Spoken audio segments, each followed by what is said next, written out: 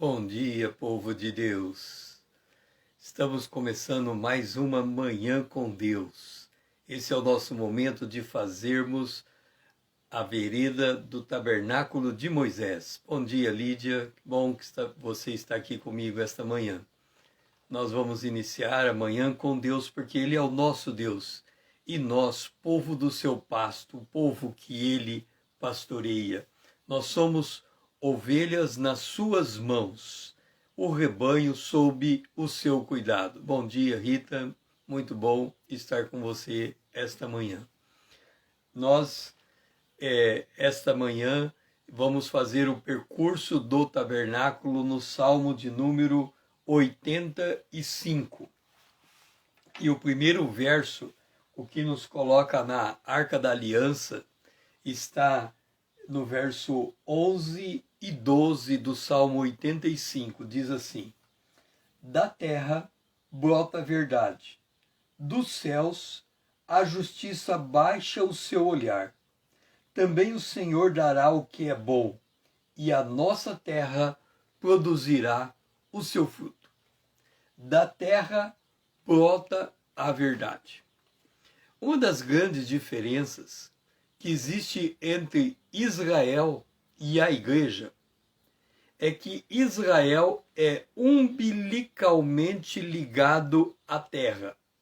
Israel é ligado à terra. Quando nós olhamos o Antigo Testamento para Israel, nós encontramos assim, acerca de Israel: o teu marido é o Criador. Israel é como ele é a esposa do Criador. O Criador quem é? Deus. Deus criou os céus e a terra. Deus criou os céus e a terra e pegou Israel, e colocou ele como guardião da criação. Então, tudo que Israel faz reflete na terra. Há uma ligação direta entre Israel e a terra. Então, quando Salomão vai ensinar Israel a orar, ele diz assim: o dia que você for plantar e não colher, lembra-te do teu Deus, clama a ele para ele enviar a chuva, mas arrepende dos teus pecados, porque Deus interrompeu o fluxo da bênção. Então, a bênção de Deus para Israel está diretamente voltado ao que ele faz com a terra de Israel. Deus chama Abraão e diz assim: Abraão, vai para a terra que mana leite e mel. Aquela terra é o fruto, o resultado do que Deus faz com Israel. Por isso, quando Israel ficou espalhada entre as nações, Deus deu uma promessa que se Israel voltasse para a sua terra voltaria a plantar, a ser produtiva. E aí Israel hoje, ela é um dos grandes produtores de alimento, por causa desse vínculo. Então, Israel é casado com o Criador. E a igreja? A igreja é noiva de Cristo, o Redentor, e vai se casar com o Redentor. Então, a igreja, ela está ligada aos céus e não à terra. Deus não promete à igreja que, se ele abençoar a igreja, a terra onde a igreja tem uma fazenda vai produzir boa agricultura. Por quê? Porque essa não é a relação de Deus com a igreja. A igreja é abençoada com todas as bênçãos espirituais nos lugares celestiais em Cristo Jesus. A igreja é celestial. Ok, então nós temos uma diferença entre Israel e a igreja. Deus vem aqui e diz assim: da terra brota a verdade. Como é que a terra brota a verdade para Israel? Se Israel tiver uma boa colheita, significa que Deus está abençoando Israel. Então o céu está olhando a terra. Se a terra tem uma boa colheita, é porque o céu tocou a terra. Também o Senhor dará o que é bom e a nossa terra produzirá o seu fruto. Ok. Vamos agora fazer uma transposição do que Deus está falando a Israel para a igreja. o homem foi feito do pó da terra. Deus foi lá, pegou o barro e fez o homem. O barro que Deus fez o homem é uma palavra hebraica que significa assim: de todas as terras que havia no planeta, Deus tinha que pegar um barro para compor o ser humano, ok? Ele vai lá e vai escolher esse barro. Ele é como o oleiro que vai pegar esse barro.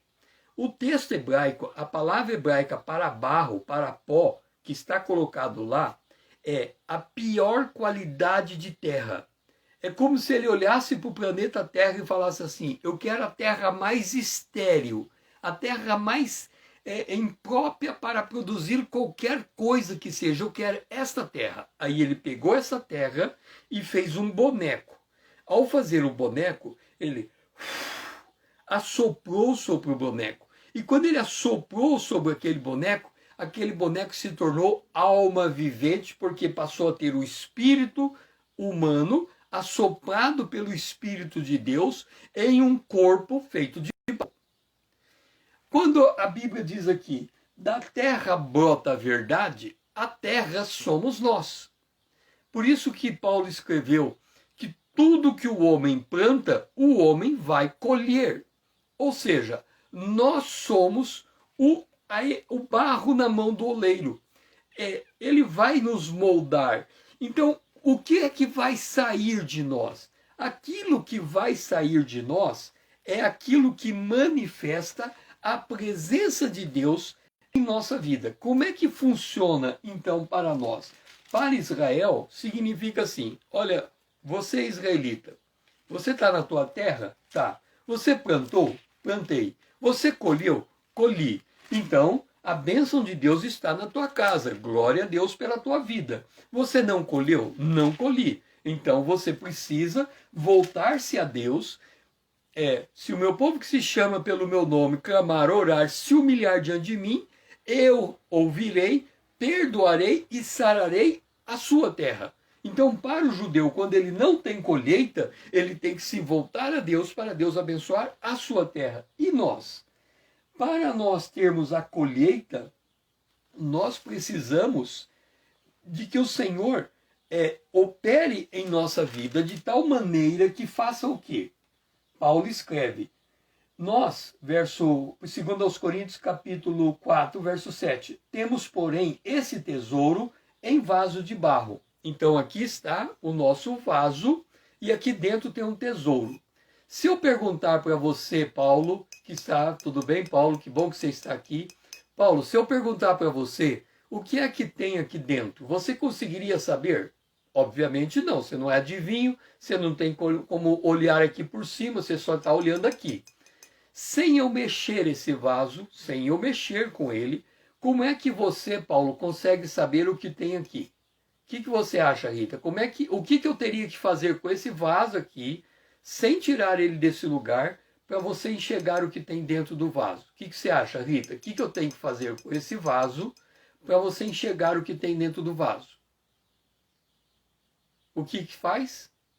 Se eu quebrar esse vaso, se eu fizer bastante força e quebrar esse vaso no meio, o que está dentro vai aparecer. Então Paulo fala assim: se você for atribulado, o vaso quebra. Se o vaso quebrar, o Espírito de Deus vai ter que sair daqui. Então você vai ficar atribulado, mas você não vai ficar angustiado. Você vai ficar perplexo, mas você não vai desanimar. Esse não vai desanimar é o Espírito de Deus dentro de você. Isso significa a terra produzindo o seu fruto.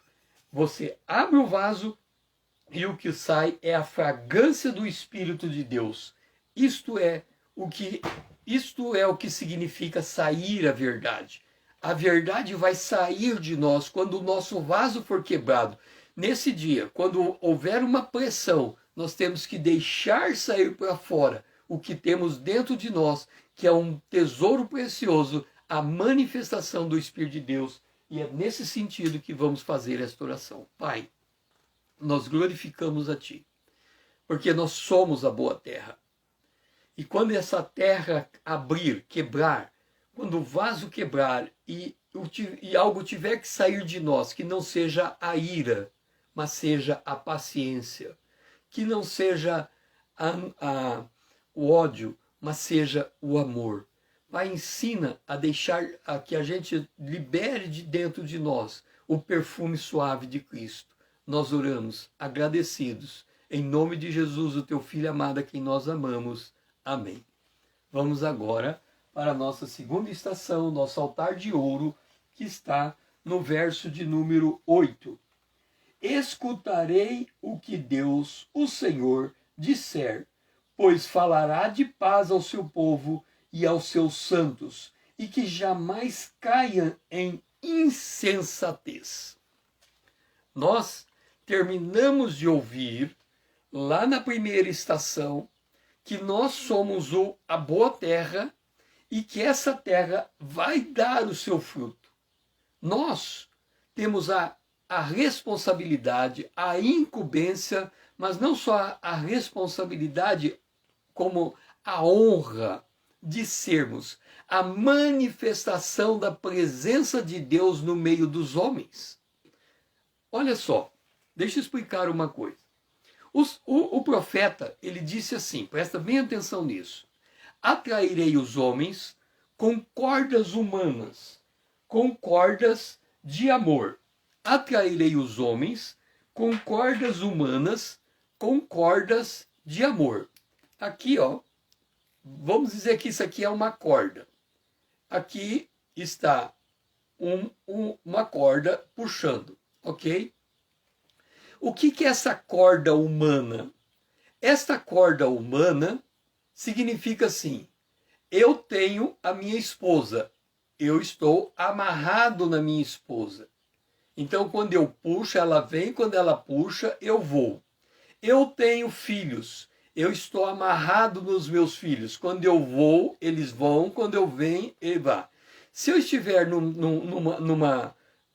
empregado, ou eu for empreendedor, eu estou numa empresa, eu sou amarrado em todos os colaboradores. Eu tenho que trabalhar com eles como uma equipe. Se eu venho, eles vêm. Se eles vão, eu vou. Se eu for, eu tenho um amigo, eu estou amarrado ao meu amigo. Eu venho, ele vem, eu vou. Então nós, seres humanos, somos seres relacionais. Nós estamos amarrados uns no outros. Mas acontece, por que a gente está amarrado? Porque nós não somos inimigos, nós somos seres humanos. Então a gente se identifica com o ser humano. Mas o ser humano, por sua vez, ele está em conflito com Deus, ele está em animosidade com Deus, ele está com seu relacionamento com Deus quebrado. Então o que acontece? Eu chego para o meu amigo que não é crente e eu começo a conversar com ele sobre futebol e ele, olha que bom, o time jogou hoje, ganhou, campeonato, pois é, e eu fui na igreja. Ah não, para lá, igreja não, vamos mudar de assunto. Se a gente quiser falar futebol, somos amigos. Agora, esse negócio de igreja, deixa para lá. Então, por que ele não quer ouvir falar de igreja? Porque o homem está em inimizade contra Deus, ok? Então, eu estou ligado a esse homem. Aqui no verso 8 diz, eu escutarei de Deus o que o Senhor me diz. O que o Senhor me diz é que ele vai falar de mim de paz. Ok. Ele vai falar de mim de paz, então eu sou um pacificador. Eu estou conversando com essa pessoa e ela é inimiga de Deus. Aí ela chega para mim e fala assim, olha, se tem uma coisa que eu detesto é crente.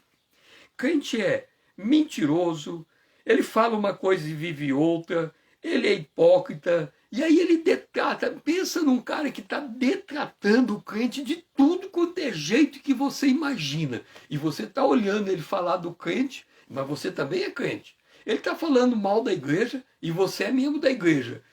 Aí ele fala, e aí você está quieto, você está ouvindo. E ele falando mal, e ele falando mal. Quando ele termina, depois que ele falou mal de todo mundo, não sobrou nenhum crente de pé. Ele falou do pastor, que o pastor pega o dízimo, que o pastor faz isso. E ele está zombando, e ele zomba do crente, mas ele é teu amigo. E ele, até agora ele não falou nada de você. E você é crente, ele sabe que você é crente, mas ele não falou nada de você. Aí ele vira para você e fala assim: olha, o único crente que eu respeito é você. Se não fosse você, eu não ia querer nenhum crente na minha frente. Mas como você é meu amigo, eu respeito você. O que está acontecendo aqui? Cordas humanas. Eu estou amarrado nele e ele está amarrado em mim. Só que ele abriu uma exceção. Ele diz assim: eu não gosto de nenhum crente, à exceção do César. Eu não gosto de nenhum crente, à exceção da Lídia. Eu não gosto de nenhum crente, à exceção da Rita. Eu não gosto de nenhum crente, à exceção do Paulo. O que ele fez? Abriu uma exceção. Se ele abriu uma exceção, aonde cabe uma exceção, cabe um caminhão de exceção. Logo, cabe uma igreja. Se ele não ouve nenhum crente, mas ele está me ouvindo, cordas humanas estão prendendo. Se eu falar o que eu ouvi da parte de Deus, eu falar de paz, e não ser insensato, ele vai me ouvir. Isso significa atrair com cordas humanas. É como se Deus falasse assim: olha, é o seguinte, o ser humano não quer saber de mim, mas você, César, quer saber de mim. Mas você é amigo daquele ser humano outro.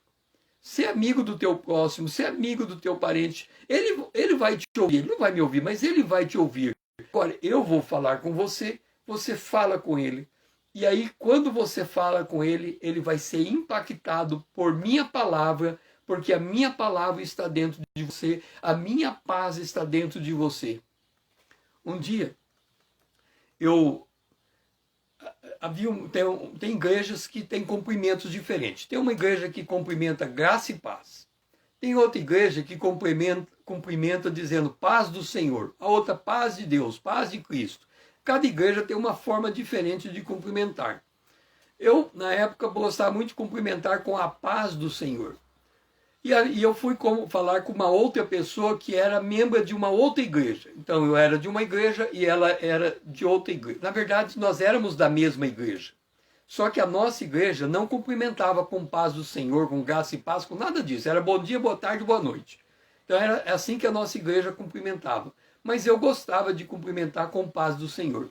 Um dia eu cheguei para ela e disse assim: paz do Senhor, irmã. E ela virou e falou assim: bom dia.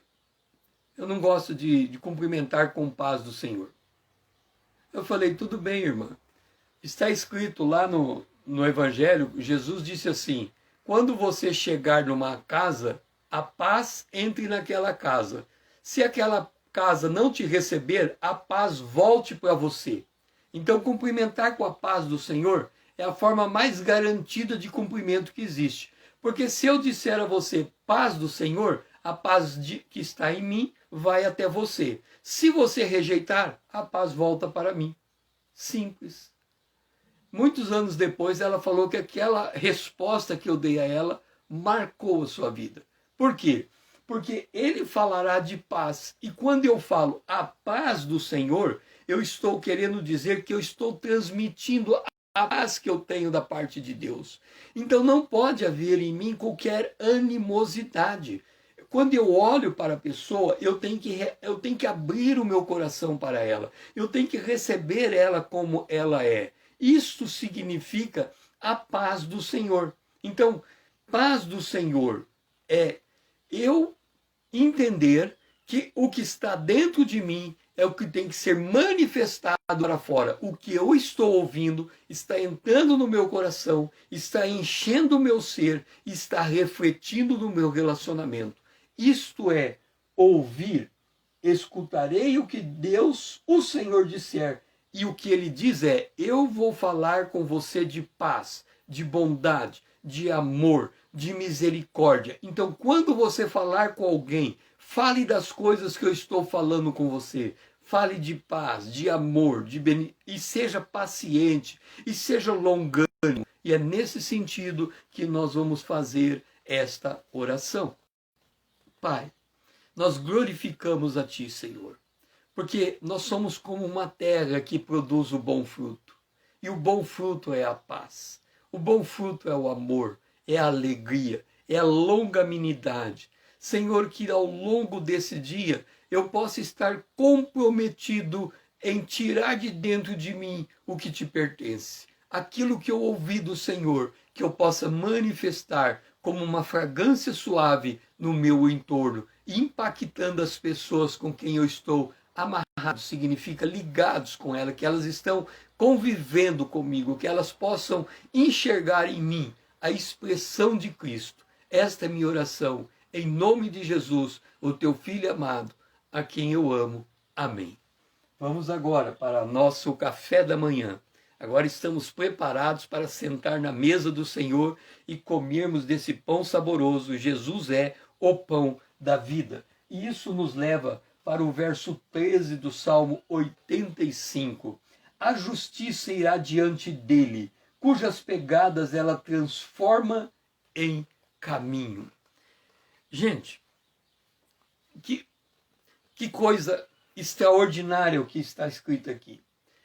Eu, César, você, Lídia, você, Rita, você, Paulo, nós, a justiça vai diante de nós. É como se o nosso Deus, ele fosse um abridor de picadas. Ele vai abrindo picadas para nós, abrindo picadas. E quando ele abre essas picadas, ele diz assim, ele transforma a minha pegada em um caminho. Na verdade, imagine o nosso Deus de braço cruzado e olhando para nós aqui na terra. E hoje inicia um novo dia e ele está de braço cruzado nos olhando. Quando ele percebe que nós vamos andar, ele fica como quem diz assim, para que lado que ele vai, para a direita, para a esquerda, para frente ou para trás. A gente pode escolher qualquer caminho. Este é o nosso livre-arbítrio. Nós podemos ir para frente, para trás, para a direita e para a esquerda. Ele não vai fazer nada, ele vai ficar esperando saber. Lá atrás nós lemos o seguinte, ele fala de paz e que a gente não caia na insensatez. Então, o Salmo 23, ele explica isso. Ele diz que nós temos duas possibilidades na vida. O nosso Deus nos conduzir para pastos verdes e águas tranquilas, ou nós optarmos para andar para o vale da sombra da morte. E ele está de braço cruzado, ele fala, para que lado você vai? Você vai para os pastos verdes? Se você vai, você não sabe onde é. Você tem que me perguntar e eu vou te levar. Então você tem que estar na minha dependência. Se você não vai para pastos verdes, mas vai para o vale de sombra e de morte, então você vai por tua conta e risco. O que você vai colher lá, eu não sei. Mas tudo bem, eu vou para onde você for. Aí ele espera. Vamos supor que eu escolho ir para o vale da sombra da morte. O que é ir para o vale da sombra da morte? É eu agir com insensatez. O que é eu agir com insensatez? É assim. Vamos supor que o cônjuge está conversando com o seu cônjuge. Os dois estão conversando. Aí alguém fala, um cônjuge fala alguma coisa e o outro responde. Ah, você não sabe que fala. Você é sempre desse jeito. Você é sempre do contrário. O que nós estamos fazendo? Agindo com insensatez. Se nós estamos agindo com insensatez, nós estamos seguindo o nosso próprio caminho. Nós vamos colher as consequências dos nossos atos. Quais serão as consequências? A inimizade vai aumentar entre os cônjuges. Vai aumentar, vai aumentar, vai aumentar. O nosso Deus está olhando, porque ele está de braços cruzados. Os dois estão brigando, ele está olhando. O homem que planta, ele vai colher aquilo que ele está plantando. A terra é a verdade. O resultado daquilo que está saindo vai se refletir. Se você está em animosidade, quem colhe o mal, quem planta o mal, vai colher o mal, vai colher a consequência. E ele está ali. Aí ele fala assim, o nosso Deus, ele fala assim, bom, já que ele escolheu caminhar pela senda da morte, vamos fazer o seguinte, eu vou mandar um profeta para ele, para avisar para ele que esse caminho é insensato. Aí alguém chega para você e fala assim, por que você está brigando tanto com o teu cônjuge? Você devia respeitá-lo, você devia aceitar como ele é, você não devia tentar mudar ele. Mas a gente não ouve essas palavras, continua aquele comportamento. Aí Deus fala, bom, não adiantou, enviei meu profeta, ele não ouviu, e a briga continua. Ok, aí quando a briga continua, chega um momento que os dois se estremecem. Aí um cônjuge diz assim para o outro, eu vou dormir na sala. Aí o outro fala, tudo bem, dorme lá, pega, já leva o teu cobertor, o teu travesseiro e vai dormir na sala. Então um cônjuge está no quarto e o outro está na sala. A Bíblia diz assim, não deixe que o sol se interponha sobre, a ira se interponha sobre você, né? Cada dia basta o seu mal. Então você tinha que ter pacificado e reconciliado. Como não reconciliou, então à medida que os dois vão se separando um do outro, um está dormindo na sala e o outro está dormindo no quarto, a animosidade fica cada vez maior. Ok? Qual é o resultado disso? Morte. Por quê? Cada um é atraído quando seduzido pela sua própria concupiscência, a concupiscência gera o pecado e o pecado dá luz à morte. Ora, isso é o caminho da insensatez. O nosso Deus está dentro desse caminho junto conosco. Ele vai, a hora que as pessoas não terem mais opção e que ela chegar à conclusão, meu Deus, me salva, aí ele vai lá e retira a pessoa. Por isso que ele vai com a vara e com o cajado. Uma hora ele está batendo, outra hora ele está puxando. Uma hora ele está batendo, outra hora ele está puxando. Ele está tentando tirar a pessoa daquele caminho.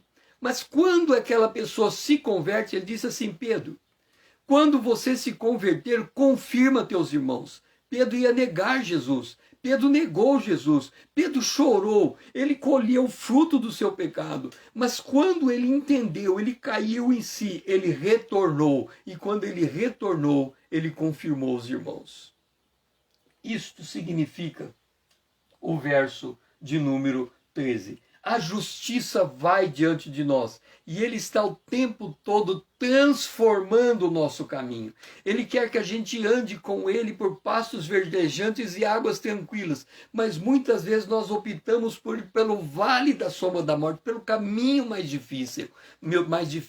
Esse caminho vai exigir quebrantamento, vai exigir arrependimento, vai exigir mudança de pensamento, vai exigir muita coisa. Mas quando a gente cai em si e a gente percebe que ele está falando para nós de paz, de longanimidade, de amor, então nós temos a condição de enxergar a justiça que está diante de nós e vermos as nossas pegadas sendo transformadas em caminho. Isso significa que não importa o que eu escolha. Se eu escolher andar com Deus, ele me abençoa. Se eu escolher andar pelo vale da sombra da morte, ele me tira do meu mau caminho e traz de volta para o pasto verdejante. De uma forma ou de outra, ele vai andar junto comigo, ele vai caminhar junto comigo, ele vai transformar as minhas pegadas, ele vai reorganizar os meus passos, ele vai me trazer de volta para o lugar que eu nunca devia ter saído. Esta é a bênção, a justiça vai diante dele, mas ao mesmo tempo ele está mudando as nossas pegadas, ele está transformando as nossas pegadas, significa que ele está refazendo as nossas atitudes, ele está abrindo a nossa mente, ele está mostrando as implicações das nossas escolhas, dos nossos comportamentos, daquilo que vamos colher por essa ou aquela atitude. Então ele diz, nesse dia, você tem a opção, ou é a de sabedoria ou é de insensatez. Se você escolher a de sabedoria, Deus está com você. Se você for insensato, Deus continua com você para mudar a tua atitude e te trazer de volta para o ponto de origem. Bom você estar conosco, Gislaine. Então, esta é o momento dessa estação. O Senhor transforma as nossas pegadas em caminho, porque quem está escolhendo o passo, a direção, somos nós. Mas quem está trazendo a bênção e corrigindo a rota é o nosso Deus.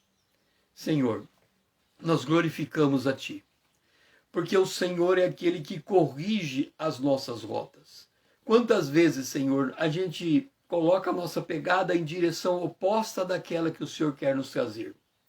Mas que a gente tenha o discernimento, Senhor, que o Senhor está nos moldando para podermos caminhar em direção à tua bênção, em direção ao teu propósito, e que nós possamos, Senhor, manifestar essa paz que está em nós. Senhor, dá-nos discernimento para não sermos insensatos nesse dia. Esta é a nossa oração, em nome de Jesus, o teu Filho amado, a quem nós amamos. Amém. Vamos agora para a nossa quarta estação, o candelabro. Vamos pedir para o Senhor colocar mais luz para nós sobre isso que ele está colocando. Diz assim, verso 9 do Salmo 85. Nós estamos fazendo a senda do tabernáculo, as estações, no Salmo de número 85. Verso 9. Próxima está a sua salvação dos que o temem, para que a glória assista em nossa terra. Próximo está a salvação dos que os temem. O que nós temos falado ao longo destas manhãs com Deus? O Espírito Santo habita em nós. O papel do Espírito Santo dentro de nós é nos fazer conhecer Jesus Cristo, Cristo Jesus, e fazer com que nós sejamos a imagem de Cristo. Então ele precisa mudar o nosso entendimento, mudar o nosso coração, mudar a nossa palavra, mudar a forma de vermos o mundo, para que a glória de Deus possa descer sobre nós. O Filho de Deus está sentado à direita de Deus lá no céu. Ele está na casa do Pai. Nós somos, na terra, a casa do Pai. Fazendo uma correlação, lá está a casa de Deus, que é os céus, e a terra, cada um de nós, somos casa de veraneio de Deus. Um lugar onde de vez em quando ele pode vir e manifestar a glória dele. Então ele fica olhando para cada um de nós, procurando qual é a casa que está apta a receber a visitação da glória de Deus. Lembra que o Espírito Santo habita dentro de nós, mas o poder do Espírito Santo está sobre nós. Se ele estivesse dentro de nós, ele explodiria o nosso corpo. Nós não suportamos o peso da glória de Deus. Então, o Espírito está habitando dentro de nós e o poder está sobre nós. Quando nós pronunciamos a palavra da fé, é como dar é como ligar uma tomada. Nós conectamos o poder de Deus sobre nós com a presença de Deus dentro de nós. Quando o poder com a presença se conecta, a manifestação do poder se realiza. Então, tudo aquilo que nós falamos por meio da fé acontece porque a gente conectou, mediante o que cremos, a nossa fé, ou seja, a presença de Cristo em nós com o poder sobre nós. Ok. A função do Espírito Santo em nós ao longo desse dia é preparar para que o Senhor possa descer com sua glória sobre nós, para que a gente consiga sentir a presença de Deus. Então, a salvação está próxima. Nós já estamos salvos no sentido que já entramos no reino de Deus, mas para que a gente possa experimentar a glória do reino de Deus, as coisas dentro de nós precisam estar alinhadas com Deus. Caso contrário, se Deus se manifestar em nós, quando a luz, imagina você, um quarto escuro. Aqui, a Arca da Aliança é um quarto escuro, é onde está a presença de Deus. Mas quando a gente está na escuridão, a impressão que a gente tem é que Deus não está nos vendo. E quando Deus não está nos vendo, o que a pessoa faz, geralmente? Ela faz coisas que não agradam a Deus. Porque ela diz assim, Deus não está me vendo, eu posso fazer isso, eu posso fazer aquilo. Veja só como as coisas são curiosas. Muitos anos atrás, eu fui no Rio de Janeiro. E aí eu estava no hotel, eu resolvi descer até a praia. Quando eu cheguei na praia, se eu não me engano, era Copacabana, a praia de Copacabana. Então eu tinha o mar diante de mim, eu tinha à direita a rua, à esquerda a rua. Eu olhei para a esquerda, olhei para a direita e eu não tinha nenhum lugar para ir. Então eu podia ir para a direita ou para a esquerda. Aí eu falei, quer saber de uma coisa? Eu vou fazer o seguinte, eu vou jogar uma moeda, se der cara, eu vou para a direita, se der coroa, eu vou para a esquerda. Então eu peguei a moeda e joguei, pum, cara, vou para a direita. Então virei para a direita.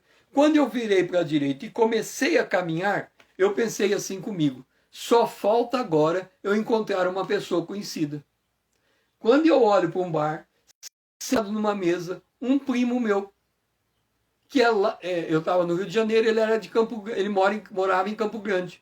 E ele estava naquele bar.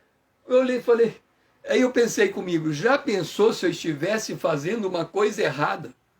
O meu primo ali no bar, ele ia olhar para mim e falar, hein? Olha lá o César, e pensa só, quem imaginava que ele ia fazer uma coisa como esta? Então, significa que os olhos das pessoas estão nos observando o tempo todo, muito mais os olhos de Deus. O que é então andar no temor de Deus? Próximo está a salvação daqueles que temem a Deus. É andar consciente que Deus está presente em todo e qualquer lugar e que nós, em todas e quaisquer condição, estamos nos reportando a Ele. Por isso que Paulo, escrevendo aos Efésios, ele diz, quando você for trabalhar com teu patrão, não trabalhe como se fosse para ele, trabalhe como se fosse para Cristo. Significa o quê? Eu não preciso que a empresa esteja me vigiando para ela obter o máximo de mim, porque o Senhor já está fazendo isso, Ele já está olhando o meu comportamento. E por que Ele está olhando o meu comportamento?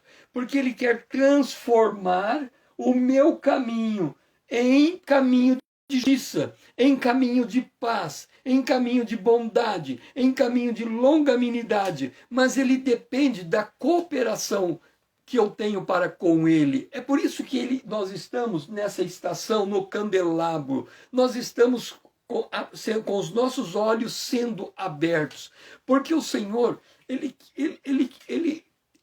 sendo nós a sua casa de veraneio, Ele quer cooperação conosco, Ele não quer imposição.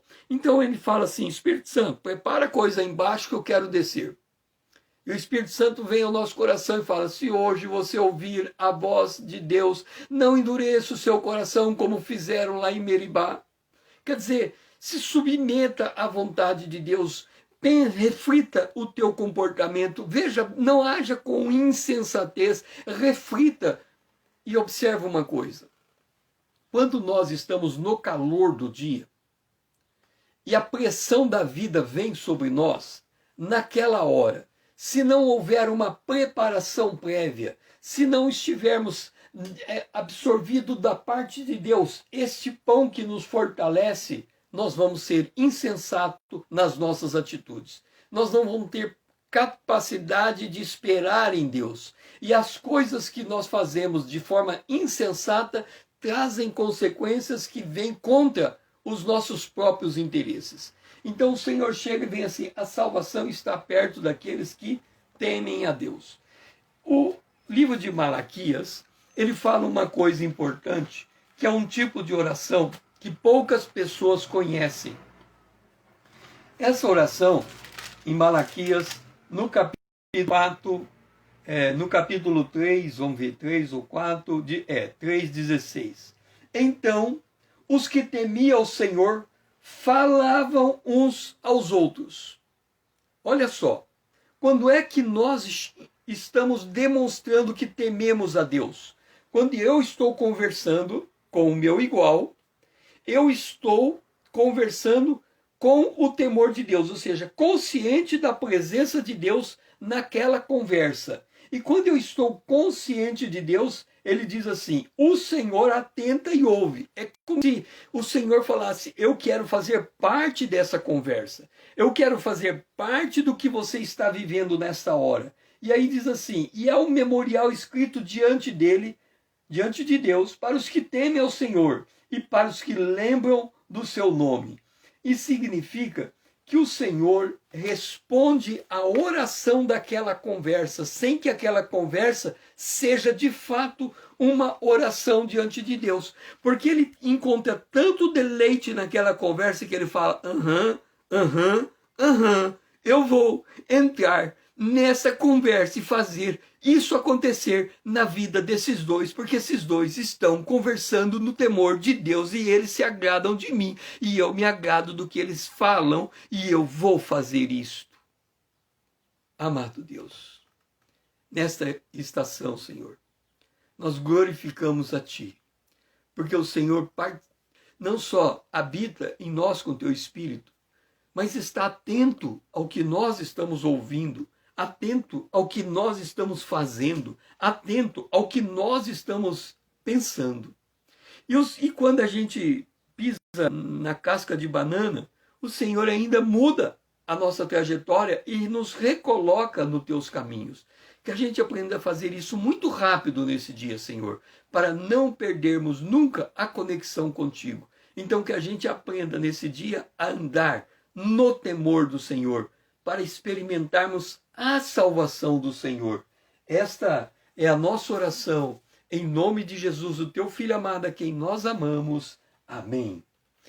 Agora, preparemos para sairmos fora do lugar santo e entrarmos no pátio. Agora vamos ver como vamos colocar tudo isso diante de Deus. Pia de cobre está no verso 1 e 2 do Salmo 85. A pia de cobre é quando olhamos para dentro da palavra e fazemos a palavra refletir em nós, porque nós queremos ser o que a palavra diz que nós somos. Então, favorece-te, Senhor, a tua terra, restaura a prosperidade de Jacó, perdoaste a iniquidade do teu povo, encobriste os seus pecados todos. Verso 1 e 2. Que coisa extraordinária! O Senhor favorece a terra. Nós somos a terra de Deus. Nós somos o barro na mão do oleiro. Nós somos o povo que ele pastoreia. Nós somos o rebanho debaixo dos seus cuidados. E o Senhor que está cuidando de nós, que tem zelo por nós, que deseja estar conosco, que sente alegria por poder habitar em nós, porque nós abrimos o seu coração a Ele, Ele nos favorece. Favorece a terra. Entenda uma coisa. Ele favorece a terra. O que a terra, qual é a missão da terra? Qual é o propósito da terra? Quando nós pegamos uma lavoura, uma fazenda com agricultura, e a gente pega a terra tem que plantar o soja. Eu morei em Campo Novo do Parecis, em Mato Grosso. É um dos lugares que o município tem 200 mil hectares. É um dos maiores produtores de soja do país. E eles plantam soja e quando eles escolhem o soja, eles têm outras plantas que eles colocam alternando com o soja, de forma que eles buscam a melhor produtividade da terra possível. Mas para que eles obtenham aquela produtividade da terra, eles passam o arado na terra, quando a terra é bruta, eles passam o arado, eles removem toda a impureza da terra, os galhos, as ervas daninhas, tudo, e depois eles passam a grade, nivelam a terra, depois eles vêm com a plantadeira, jogam a semente na terra, depois eles esperam a planta crescer, eles controlam as pragas, as ervas daninhas, jogando veneno quando é o caso, depois que eles cuidam todo o período da terra, ele chega a hora da colheita, então quando o tempo está apropriado, eles entram com a colhedeira e eles colhem. Só que depois que eles colhem, eles fazem de um jeito que eles não precisam mais arar a terra, como eles fizeram na primeira vez, porque agora a terra já está preparada para a próxima planta. Então, quanto eles menos perturbarem, quanto mais descansada for a terra, melhor será a próxima planta. Da mesma maneira, se nós somos a terra, e se há estações, um momento de plantar, o outro momento de preparar a terra, outro de plantar, o outro de cuidar para que nenhuma praga daninha chegue, e o outro de colher, significa que a nossa vida é baseada em estações. Significa que ele está favorecendo a terra de acordo com as estações que nós nos encontramos. Se nós estamos numa estação de plantar, não podemos esperar a colheita. Se nós estamos numa estação de colher, não podemos querer transformar o momento de colher em plantar. Então nós temos que discernir em que tempo nós estamos. Isso significa que quando ele restaura a nossa prosperidade, ele está dizendo assim: nós estamos em sintonia com Deus de tal maneira que a gente olha para a circunstância da nossa vida e a gente consegue identificar o momento em que nós estamos vivendo. Nós não vamos ser insensatos. Há um momento de ouvir e um momento de parar de ouvir. Nós temos que, quando nós temos que, a gente fala com o nosso companheiro, e no temor de Deus. O que significa isso? Imagine você conversando com teu companheiro, ok? Os dois são pessoas de personalidade fortes, própria para o conflito.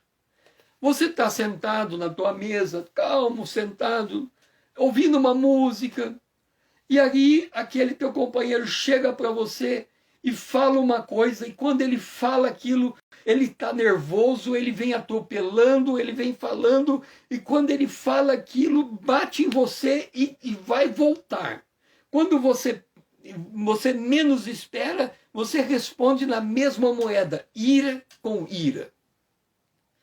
Qual deve ser o nosso procedimento quando temos convivência entre pessoas de personalidade forte? A gente tem que ter uma regra. A regra funciona assim. Se o outro chega até mim descompensado, ele já está descompensado. A minha atitude deve ser manter passivo e receber a carga de ira sem retribuir.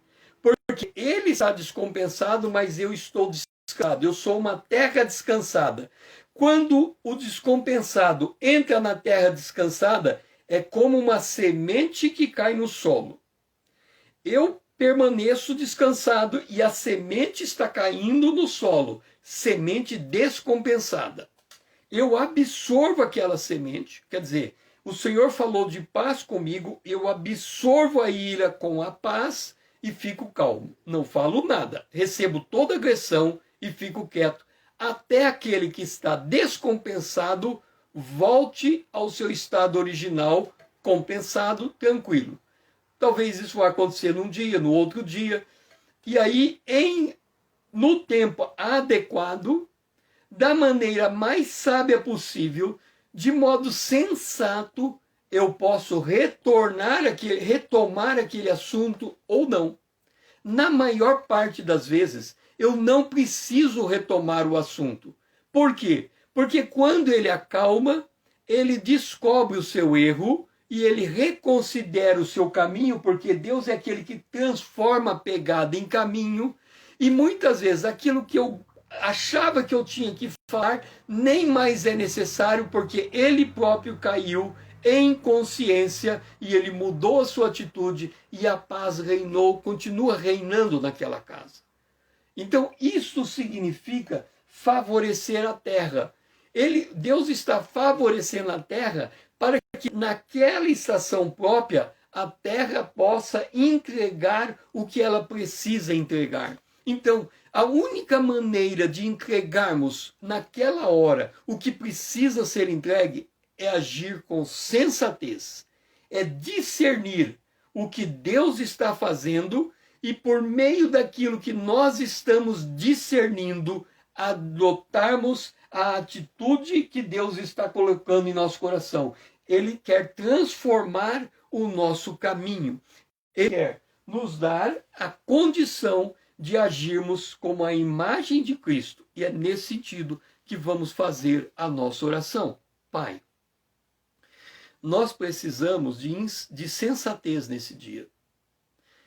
Isso significa que, como somos uma terra, nós precisamos saber, a primeira coisa que precisamos identificar é em que estação está a terra. Será de preparação, de plantio, de cuidado ou de colheita? Nos ajuda a discernir, Senhor, para que a gente não seja insensato, para que a gente não tente tirar da terra aquilo que a terra não precisa dar, porque não é a hora de entregar, para que a terra possa entregar aquilo que realmente faz prosperar. Porque se nós discernirmos o que faz prosperar, o Senhor já está nos abençoando nesse sentido.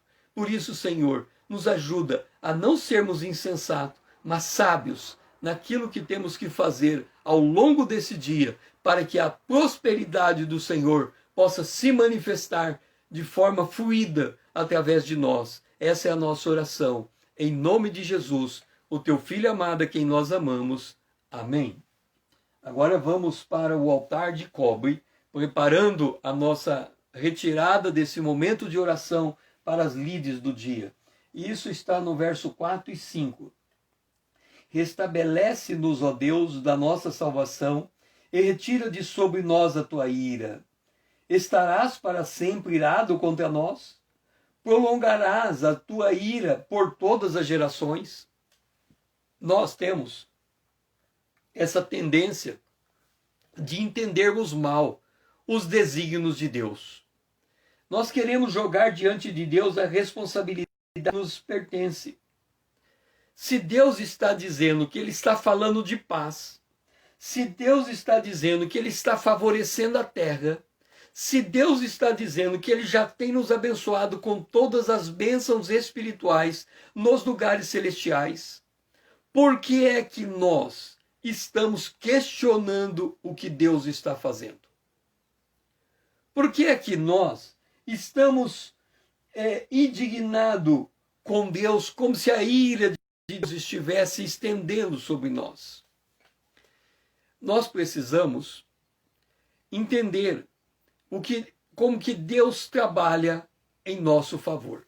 Amém? Só um momentinho que eu vou baixar aqui a cortina.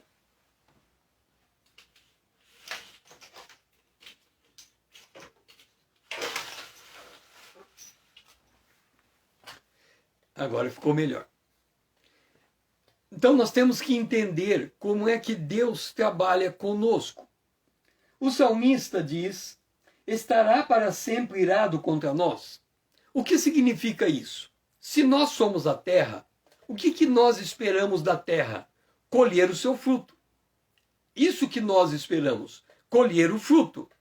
Quando nós estamos questionando que nós não estamos colhendo esse fruto, o que nós estamos declarando? Que a ira de Deus está impedindo a colheita. Mas quando há um descompasso na nossa vida e a gente não entende as estações de Deus, quando a gente age de maneira insensata, a gente quer tirar algo aonde Deus não está extraindo. A gente quer colher algo aonde Deus não está plantando. Quando Deus quer plantar, a gente quer colher, e quando Deus quer colher, a gente quer plantar. Deixa eu te dizer uma coisa. Quando a gente está no deserto, um dia você abra Êxodo capítulo 30, Números capítulo 33. Números capítulo 33 diz assim: Israel, eu vou até abrir aqui para mostrar exatamente como está escrito em Números 33. Você tem que entender Números 33 na sua vida. Números 33 diz assim: são estas as caminhadas dos filhos de Israel. Aí ele fala assim: saíram de Ramsés e acamparam em Sucote. Partiram de Sucote e acamparam em Etã. Partiram de Etã e acamparam em Pirrairote, e assim continua. Significa o seguinte: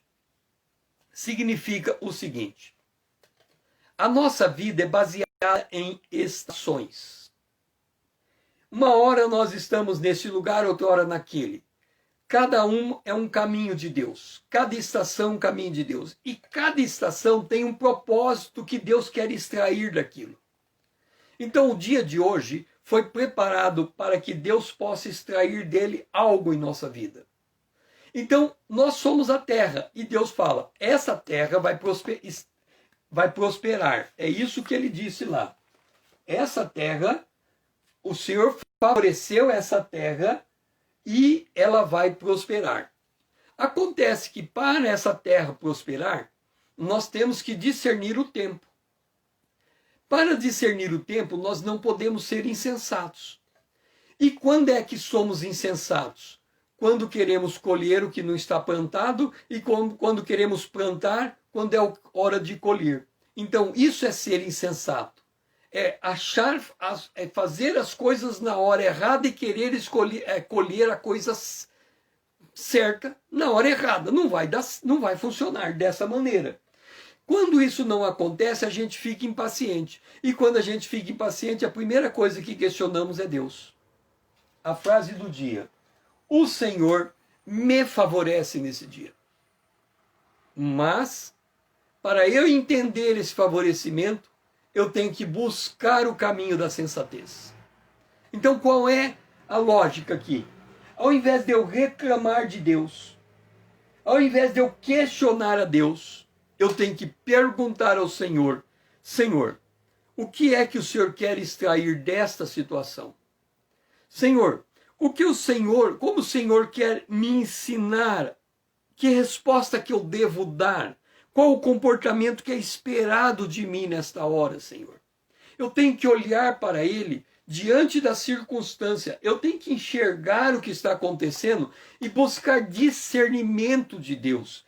Eu tenho que, ao invés de eu gastar energia questionando Deus, eu tenho que gastar energia para entender os propósitos de Deus.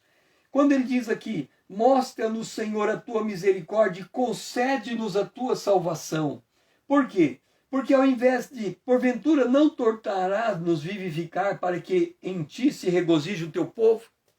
Deus quer fazer você sentir-se alegre, sentir-se bem, sentir-se livre, sentir-se leve, sentir-se solto. Mas, ao invés de questionarmos Deus, temos que pedir: Senhor, mostra-nos a tua salvação. Mostra-nos a tua misericórdia. Abre os meus olhos, tira as escamas dele, que eu possa perceber a tua bondade nesse dia, que eu possa perceber a tua presença nesse dia. E como é que nós vamos perceber? Aonde ou em que momento? É no momento do nosso dia. No momento em que vamos nos relacionar com as pessoas que estão em nossa volta. No momento que os problemas chegarem em nossas mãos. Tudo isso é semente posta na terra. O que é que nós vamos extrair da terra para envolver essa semente? Ou como é que nós vamos colher da terra o que está chegando sobre ela? Como é que nós vamos Ele é aquele que transforma os nossos caminhos. E é nesse sentido que nós vamos orar nesta hora. Pai, nós glorificamos o teu nome, Senhor. Porque nós somos a terra. Nós entendemos agora, Senhor, que ser a terra demanda movimentar a terra para extrair dela o que é preciso ser extraído. E isso depende das estações.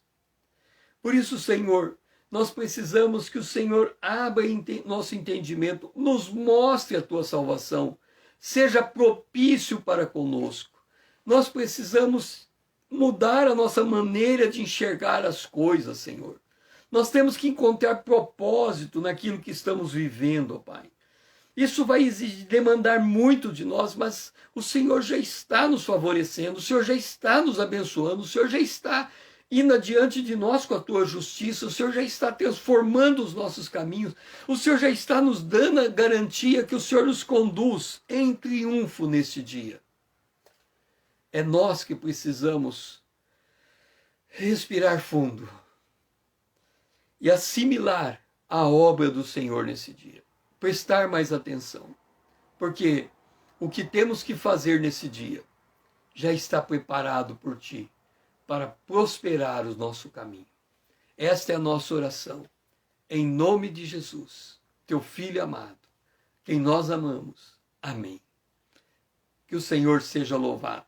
Manda esse vídeo para aqueles que você acha que precisam.